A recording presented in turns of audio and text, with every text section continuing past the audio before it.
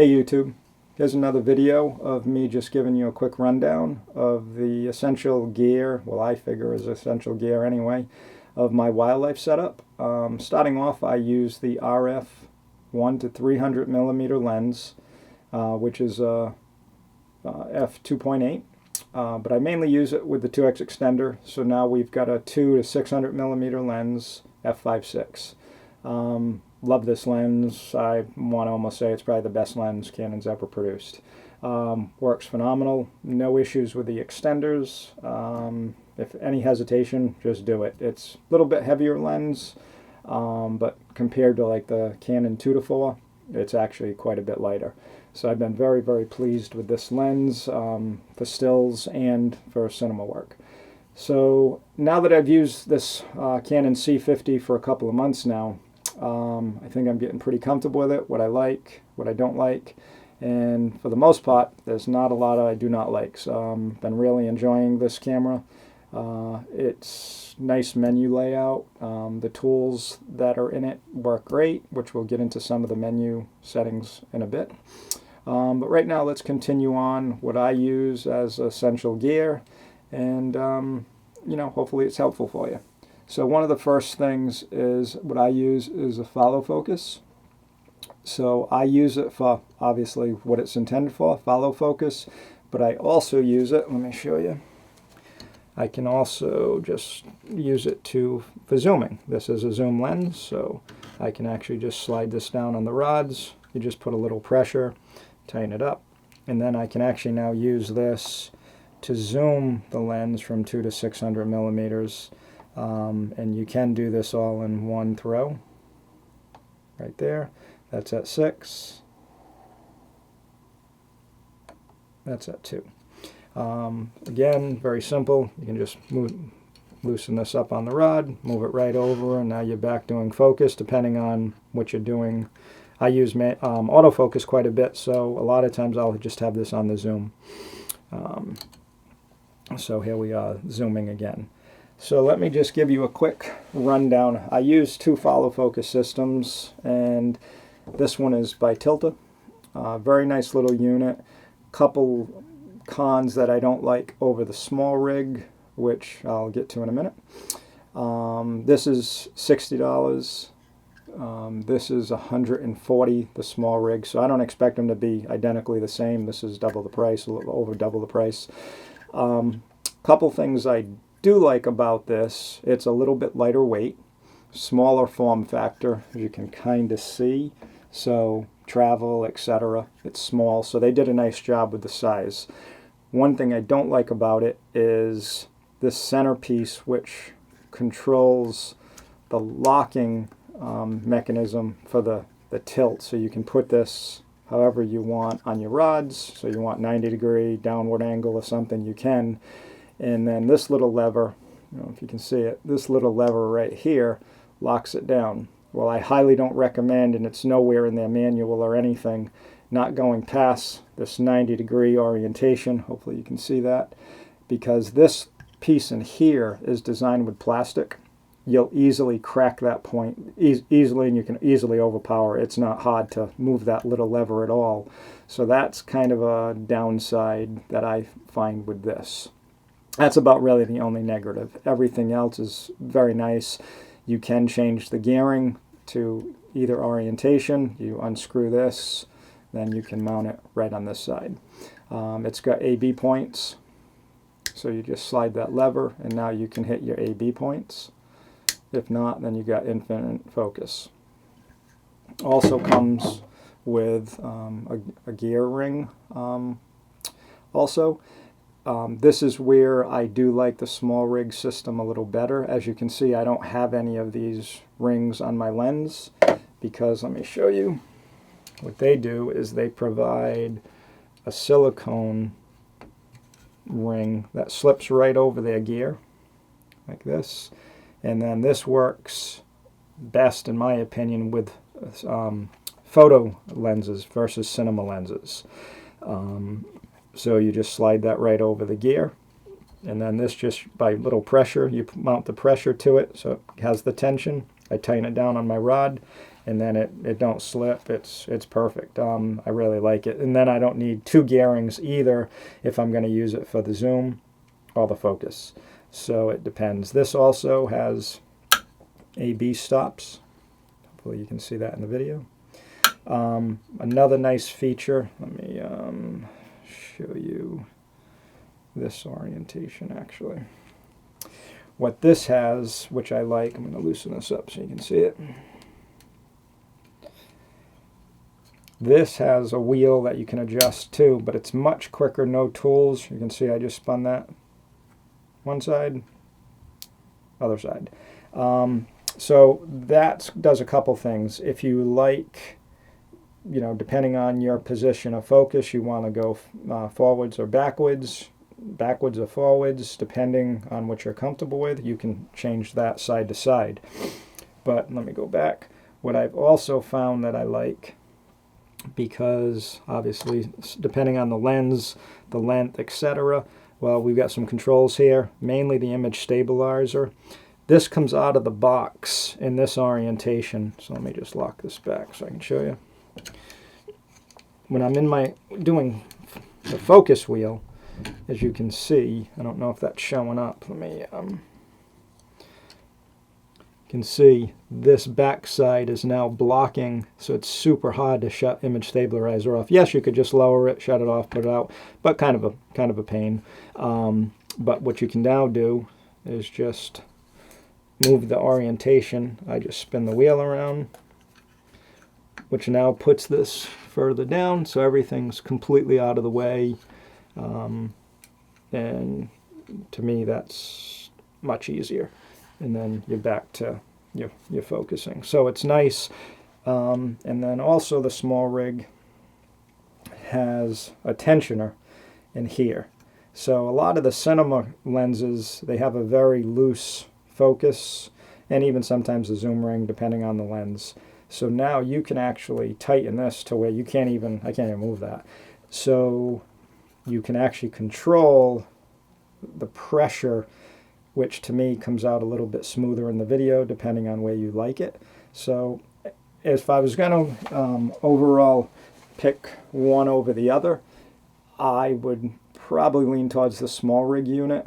If you want to go a little bit more budget friendly, I don't have anything really against the Tilta. Like I said, this is roughly $60. This is $140, so for over double the price, I don't expect them to be the same quality. I do, and another thing that I do like is this has a rubber, this has a rubber feel to it, and I live in the Northeast, so when you get it wet, snow, and have gloves on, this could tend to be, you slip a little bit more. Ungloved, very comfortable, you know, very nice design, very smooth. This is a wooden handle, if you want to call it, and the wheel, and I like it much better when I have gloves on, because you actually have a nice grip, nothing slips, it's a little more coarse.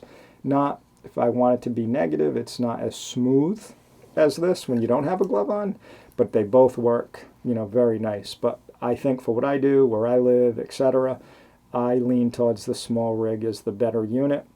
But being a little bit more budget friendly, this is a phenomenal unit too. The SmallRIG unit model is the F60, I believe that's called. Let me check that right now for you.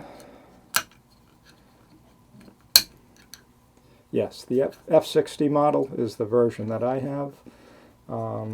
I like, and this is 100% metal construction, so to me there's no issues, and you can see it's very easy to change your angle depending on how you want to do this. You could have this positioned any which way you want. Both of them you can do the same thing.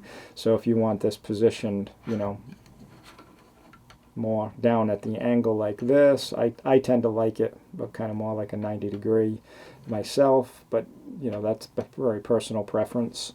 I like the fact it don't get in the way of mics or anything like that. Let me tighten this up.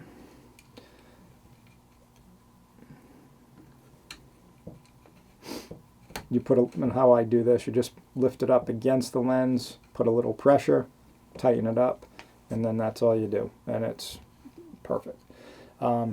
This unit, very pleased with. So enough about the follow focus, we'll move along. Another thing that I really like, and I don't know if I've ever seen it come up in a video before, but on the big lens setups anyway, one thing I found, as you can see, what I do is, most people do, you've got a support for your lens mount to take the pressure off the camera mount. You got a lot of accessories, a lot of weight, so you put a lot of pressure on the camera mount, depending on how you carry it, etc. One thing I noticed, this works great on just sitting on a tripod because everything's a downward pressure. But when you go to pick this up, let me show you. I actually already got what I'll show you. What I do is I put a strap on. So this strap is a Velcro strap. Just throw this on the unit. Picked it up at my local hardware store. Let me just release this quick. This is a 24-inch, roughly 60 centimeters. So let me go back to this orientation, and you can see what happens when I pick this up now. Let me lock it down. I don't angle it. You can see how much I picked that right off. So it's putting all the pressure back on the lens mount. So kind of defeats the purpose of having your system put on rods, in my opinion. So all I do is put this little strap on right around the lens. And this is just local hardware. I'm not saying this is the best strap or anything like that. Just it's a Velcro, so very quick, no tools needed. Put that down, tighten this down. And now what I can do, let me just tighten this back down. Go over here. As you see, when I tighten it, I can actually lift this whole unit and nothing. This whole thing's one piece now, even with my tripod. So to me, that's a very important piece of gear on the longs lens setup. I don't believe I've seen that on any. I'm not saying no one has. I've just never seen it. So might be a good idea potentially to use that with any long lens setups, depending on how you carry it. I tend to carry it not over my shoulder. I'll usually carry this by this handle or the handle of the C50 itself, and I'll carry my tripod separately. I just find it easier than throwing it over my shoulder. It's a bit more comfortable for me anyway. I will throw it over my shoulder also, but even over your shoulder, depending on where it hits, you still have no pressure. This becomes one unit with the strap to the rods. Also, another thing that I changed from using it a bit, again, because I'm in the Northeast, I switched to carbon fiber rods. They are a tiny bit lighter, but not so much for the weight. These rods get extremely cold. Originally I had the SmallRIG. Hold on.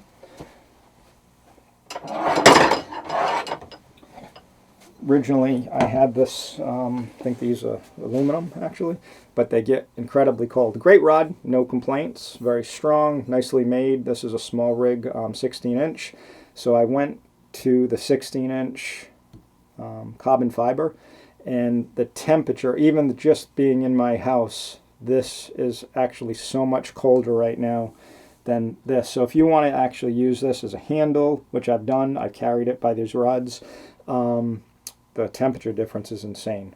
So I kind of recommend going, if you can find them in the length you want, going the composite material, versus the metal. So I find the carbon fiber is much nicer system for my needs anyway. Okay, moving along. What I also do, as you can see, this is fairly obvious, I use an Atomos Shinobi 2 monitor. And what I like is I have a SmallRIG cage, and I use this little sun hood. It's a very easy on-off, just little Velcro straps. No tools needed. It don't snap on. It's not going to come off on its own or anything like that. You can get quite a great angle of view. This is a 1500 nit monitor, so it works pretty well in the sunlight, but this just gives you that little extra, even if you got some inclement weather. Not that it makes anything waterproof, but you just can see the screen a little bit nicer again when it's snowing out, etc. The snow hits this versus coming down, right in front of the monitor itself. Just a small accessory. This will actually come with the SmallRIG cage for the monitor. So it's not something you got to buy separate or anything like that. This one just came with it. But overall, very pleased with quality. It's very durable, rugged. Very pleased with that. So just another small piece of gear that I've used. And, we'll, you know, keep moving along now. Let's see what else. Then the battery. I'm going to show you. What I've used is I've got a SmallRIG battery. This model is a little bit of an upgraded unit versus just their regular. This is the 99, so is the other batteries are 99s also. This one is a drop proof, if you can kind of see in the video. It's got some rubber bumpers. They claim this one's waterproof, shock proof, everything that I do. I'm pretty rough, you know, could be against a rock, a tree, something like that. So I've actually went with their, I think this is called the X version. I'd have to look that up. I apologize. I don't remember the name, but I'm pretty sure it's like the X version. But if you just look, it's the only one with the rubber bumpers. And I also like this battery better. Let me actually turn this around for you. So let me see if this is going on. I think I shut it off. Yeah. So you can see you got a nice screen.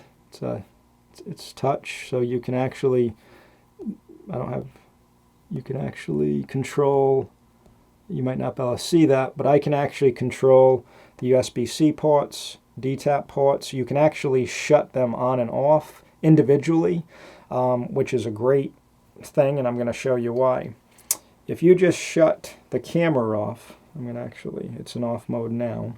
I don't know if you can see this in the video, but the camera's actually off, but you can still getting a green light. So this is drawing phantom power, however you want to call it. Monitor's off, everything's off, but the camera's still on, so this will draw down your battery pretty quick, actually. So what you can actually do with this, you obviously unplug the cables, but if you want it to, this actually will shut down completely, just counts down. Boom, the battery's completely off. This green light goes off, so this is completely dead. And so I just like the features of this battery best. Yeah, a little bit more money. This is around $240 on sale. I believe they're around $300 without a sale, but they're usually always on sale. So another nice little battery that I like there. And then I'm pretty sure I went through this on my last video, but I put my own little quick release on this, which I like. You can keep everything still plugged in and get your monitor completely shut, open, however you want to do it. And this is all through Really Right Stuff. Just it's a little tiny locking clamp. That's all it is. And that works out really nice for me. Very quick, secure. You can see I'm really cranking on that. That won't come off. So again, that's my overall quick setup. And then we'll get to the variable ND filter, which I use. This filter is called Canon. I'm not positive if I'm pronouncing that right, out of Japan. It's the only one so far that I've found that's a variable ND filter for 112 millimeter. I've had no complaints. Again, this works pretty well with gloves. It provides that little handle. Very nice. I haven't found any color cast. Just it's a screw on, but it don't come off. It's pretty solid. And then very, very nice variable ND filter for that. What I've used in the past, before I found this one, is just the Casey 112 millimeter system, which is very nice. I don't really have a complaint with it. Just a screw-on filter. Comes with a few polarizer, I think a 3, a 6 ND, I forget all the pots in there, but the problem is it's a bit slower because you got to change the individual system. So with the variable ND, it's much faster on the fly. You put one in, done, and then the Canon cap will still go on, so you don't have to worry about protection. You don't need the hood. With this little lever, the hood is problematic. This unscrews so you can take that little pin off, but to me, I think that's much easier than trying to reach around and get it. That little pin, especially with gloves on, makes a big difference. One more piece of essential gear I wanted to show you was how I use the side handle. I like the side handle a lot because this is where I mount my mic. I actually use the Comica shotgun mic for my wildlife, but for the sake of this video, I just wanted to show you. I have another mic here. You just slide this in the hot shoe. Just slide this in the hot shoe. And what I like about the Comica mic, which I'll show you in a minute, tighten this down. This obviously gives me no issues. Monitor, which is a known issue with the top handle if you use the Canon provided mic system. You can't do a monitor and mic, which that's been talked about to death on the internet already. So what I've done is put my mic on the side handle. The Comica works wirelessly, so what I like is that I got a very portable system. Take this off.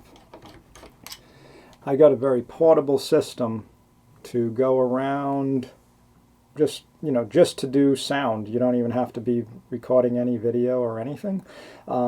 Just sometimes when the ambient sound's great is when the action's not happen, actually. Very quiet, less road noise, depending early morning, late night, etc. You can just get some nice ambient sound. You can put it away or closer to your location, hypothetically, and do video, or you can actually have it very close, right on the camera. So I'm really enjoying the Comica. That's the VM40 is the system that I use. This is just a stereo mic by Rode. Another very nice mic, but as far as the wildlife, I like the shotgun mic best. So that was just another piece of gear that I like and use that works well for me. This is all, I use the Tilta cage. This is a Tilta handle. SmallRIG's very similar. They got the side handles, etc. too. I don't recommend one over the other. Whatever you like and works for you is great. It's like all this. I don't really recommend anything over another brand. They're all pretty good. What I prefer is like some of the SmallRIG, but I also prefer some of the Tilta. I mix it up. Whatever works best for me is how I go. No one sponsors me or anything like that. So whatever works for me is what I use. So that's pretty much the equipment as far as what I like to use, how I rig it up, and this has been working out for me perfectly. On a side note, as far as power consumption, I'm using the USB-C to USB-C in the camera. I did try a SmallRIG dummy battery DTAP. It just wasn't acting nice. They claim it should be, but I didn't want to fry the camera. I'm at this point, I wouldn't recommend SmallRIG's dummy battery for the C50 at this point. It was just acting weird. It made some weird noises. I didn't want to cook it. I didn't know how much power it was truly throwing at it. So I just said no. I went back to the USB-C, which is a very quick connection. It's right there, and you got two USB-C anyway. So that's probably the biggest points that I could say at this point about my setup. And then we'll get into the menu system. Next, we have what's kind of important when you're doing wildlife is your subject to detect, which I leave it on animals pretty much all the time. I have it set to detect priority. Eye detection is typically on auto, and I have that set to a button so I can actually shut that off, which sometimes is better for in-flight. So it's not looking for an eye, you're just picking up the head, which typically tracks a little better than just depending on how close your subject is. And then I got face detection off, tracking by touch priority on. What I like about that is I can touch the small screen and touch the subject that I want to focus on. That's very helpful in my opinion. Next we have my optical zoom. That don't apply to the 1 to 300, but I do have the zoom controller for the 24 and 105 and the 70 to 200 Z versions. I do have the controller for that, so that's where the optical zoom speed comes into play there. I have my digital magnification shut to off. Digital zoom speed I actually set to 3. The digital zoom actually does not work bad at all. I've used that a few times on the 1 to 3, and 3's pretty nice for as fast as it goes. I pretty much like 3 across the board, even on the zoom controller that's made by Canon. And you can see that's what all mine are set to there. This lens has optical image stabilizer, so you really don't need the digital IS. If I was hand holding this lens, which I have done, I've used the digital IS. Actually, both in conjunction works very well. So that's just something to keep in mind. It does work in conjunction. Pretty much all my lenses have optical IS, so I don't really use the digital much, but I have used it, as said, especially some videos I did with the 24 to 105. Pretty much solely they were 100% handheld. I've noticed the digital IS did a nice job with that. Moving on. Right now I just have it. This is where you can pick Canon 709, or you can get into your logs, Canon log 2, 3, etc. Right now I just have it in 709. This initialize media, this is actually how you can clear. This is basically like formatting your card in the photo side of things. You can individually pick your CF Express, SD card. That's called initialize media. Currently, right now, I'm just in full frame, but this is where you can pick your Super 35, which I use quite a bit for wildlife. And then if you wanted to do your 7K open gate, you would put it up to this full frame 3x2 size there. And then system frequency, I leave it at the 59 Hertz. My main recording format currently is just 422 in the 10-bit mode. As you can see, my other setting, main resolution, I pretty much leave it there all the time. I just think that has a very nice quality. My frame rate is 60 frames a second for the wildlife. I pretty much leave it there all the time also. Then the recording mode, this is where you can switch it to your slow and fast, normal recording, pre-recording, etc. I typically use normal and slow and fast motion 99% of the time. But that is how you get to it. So, and then the next is the frame rate. You can switch that from, I usually use 120, but you can actually switch that down all the way down to 1. From 120. So why it's called slow and fast, right now I have it set to 60 frames a second, but with it set to 120, so I can actually watch the playback in slow motion. But you can actually go reverse, and you could actually have it speed up, depending on the effect you want, etc. But I typically, for wildlife, I leave it in the 120 mode, and 60 frames a second and the 120 frames a second. This is focus guide. This is the manual focus guide, and I'll touch on that in a minute. I really love that through Canon. It's got a couple arrows, 3 arrows, and when it's lined up, it goes to green to know you've got focus. And then I also use focus peaking in conjunction with that. Very useful in the wildlife. Well, I would say almost anything that you want to manually focus on, it works very good for. But in my usage with the wildlife, I really like having the manual focus guides, so I always put that on. As I've said a little bit earlier, I do use the peaking. Right now it's off because I've got that set to a button that I can turn on and off. Waveforms, I have those turned on. To me, that's one of my most used functions with the wildlife. I like looking at that as far as telling me where I'm clipping my whites or the blacks. And so again, that's set to a button. And these are my button layouts. If whoever is interested, this was what works for me. I've got my AF lock. Where this comes into play is that I have my lens set to full-time autofocus, but at times if you lose focus, this really hunts.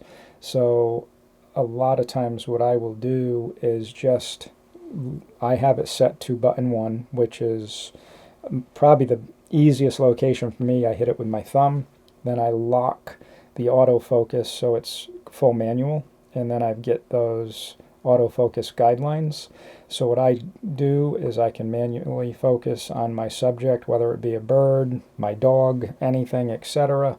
I release it, and now it will track in the autofocus mode, or vice versa. If I'm in autofocus mode having trouble getting on my subject, I will just hit that 1, which will lock my focus. I can manually focus on my subject, whether it be a tree, leaf, dog, bird, etc. Get those guidelines up, zebras up, peaking up, and then it will, I know exactly what it's focusing on, and then I can release that again and go back into autofocus mode. That's probably one of my main features that I like, and like I said, I set it to 1 because that's the easiest thing for me to hit with my thumb while I'm, controlling, putting the video on and off, etc.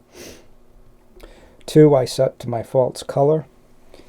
We'll just run through these pretty quick. 3, I set to my menu. I have a few features so I don't have to go through the whole menu because there's quite a few items as we just went through. This will allow me to just get to things a little quicker. 4 is autofocus area. I usually use the whole screen myself typically, but I do have that set, so if I need to pick a smaller center point or something like that, then I have the option right at a button. Again, now 5, I use the slow and fast motion, just set to a button, because I use that quite a bit. Also, which really works on number 6, I didn't think the quality would be good, but they have digital teleconverters. I actually find the 1.5 works very well. I lose very little detail. I think if you push it much past there, I wouldn't probably ever go over 2x myself, but the 1.5, don't hesitate to use it if you need a little extra reach, especially in the wildlife world. That worked out very good. I've used that a few times already. That works really good. I would recommend that. Same with the digital IS, as I said earlier. If you're hand holding or you're resting it on the ground, etc., you didn't have time to set your tripod up, just slap that digital IS on in conjunction with your optical IS, and it works actually very well. 8, I also have the slow and fast again set up to there. I actually have 2 buttons for that. And then I actually have 9 set to peaking because I use peaking quite a bit. And then 10, that's the waveform, and that's goes to both my LCD and the monitor. I like to have that on both so I can see what that's going. I probably use the waveform the most out of any exposure tool. For me, I like using that. And then 11 is my sensor mode. So what that does is that's going to allow me to pick full frame, 7K, Super 35. I use it basically to go in and out from Super 35 to full frame, depending on what I'm shooting. Again, if you need a little more distance, that Super 35 is very good. I would almost say it's a tiny bit sharper than your full frame mode. 12 is the digital zoom. The eye detection is on my 13. That's just so I can turn it on, off. I don't typically use left or right eye, which is an option, but I usually use auto or off is pretty much my 2 that I use the most. And then I changed the menu to 14, which is just your overall menu. The reason I put it on 14 is I use a V-mount battery, and it's very tricky to get to the default menu button because you've got to kind of put your finger behind the battery, at least where the location of my battery is. I find 14 is just a little easier to access it. And that's pretty much my full rundown. And like I said, any questions, I went through some of this a little quick, but any questions, feel free to leave any comments down below. And hopefully you found, some of this useful and helpful. Enjoy your day. That really concludes the video. I'll leave most of the links, at least everything that I remember. I'll put the links down in the video. Any questions, direct questions like that, just leave them in the comments section. I'll try to answer them the best I could. Like I said, I got a little bit better handle on it now that I've got this under my belt for 2 months. And we'll go from there. Okay, hopefully you enjoy it, and don't be afraid to subscribe if you like the content. Thank you.